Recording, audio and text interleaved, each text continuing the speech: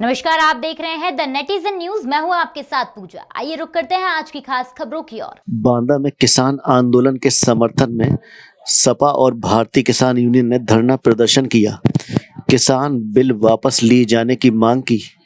सपा नेताओं ने धरने को संबोधित करते हुए बीजेपी सरकार को जमकर कोसा। भारतीय किसान यूनियन और सपा नेताओं ने किसान विरोधी बिल को वापस लेने की मांग की। किसान बिल को पूंजीपतियों को बढ़ावा देने वाला काला बिल बताया।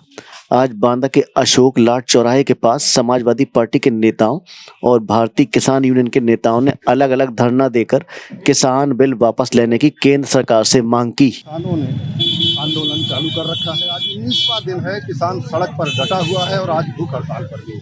इसी का सम्मान करते हुए, इसी को ध्यान में रखते हुए समाजवादी पार्टी भी पहले दिन से किसानों के साथ कंधे से कंधा खड़ा लगा करके खड़ी हुई है।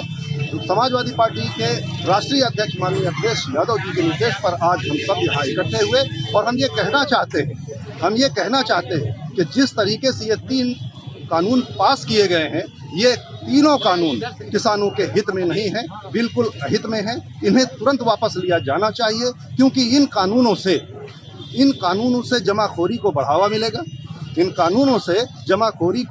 मिलेगा और कॉरपोरेट, उद्योगपति तथा जमाखोरों के हाथों की कठपुतली किसान बन करके रह जाएगा। इसलिए समाजवादी पार्टी इन कानूनों का पुरजोर विरोध करती है और ये चाहती है कि इस देश का ही नहीं, विदेशों में सप्लाई के साथ साथ इस देश का पेट भरने वाले इन किसानों का अहित नहीं होना चाहिए।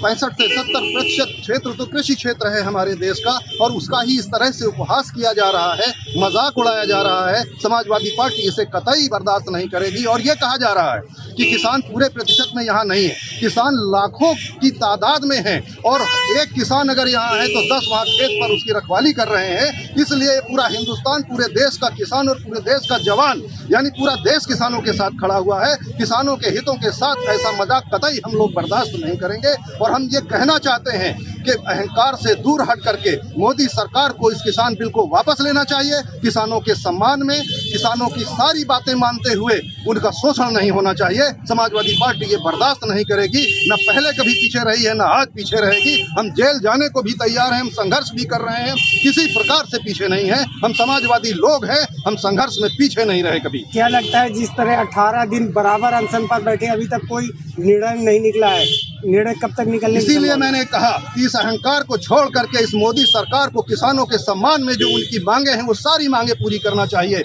और इस किसान विरोधी तीनों कानूनों को वापस लेना चाहिए। ये नोटबंदी और जीएसटी की तरह ही जल्दबाजी में किए गए बड़े गलत संदेश है, बड़ा गलत कानून है। ये भी जल्दबाजी में किया गया, गलत किया गया, इसको वापस लेना चाहिए। मैं कहता हूं कि अगर एक सुई भी कोई बनाने वाला बनाता है तो उसकी कीमत को वो निर्धारित करता है, उसके दाम वो तय करता है। तो किसान को अपनी उपज का दाम तय करने का अधिकार ये देश क्यों नहीं दे रहा है? नई संसद, नई कोठियां, नए बंगले बनवा रहे हैं मोदी जी। पहले वो जरूरी है या पहले इस देश की रीढ़ की हड्डी किसानों का हित जरूरी है? ये एक समाजवादी की आवाज है जो संसद तक पहुंचाना चाहता हूं, मोदी जी तक पहुंचाना चाहता हूं और इनके अहंकार को हम सहन नहीं करेंगे, ये बताना चाहता हूं। क्या नाम है आपका? मैं हसनुद्दीन सिद्दीकी हूँ, पूर्व प्रत्याशी 2017 से, बांदा सदर से, पूर्व प्रदेश सचिव समाजवादी पार्टी की मेन बॉडी से।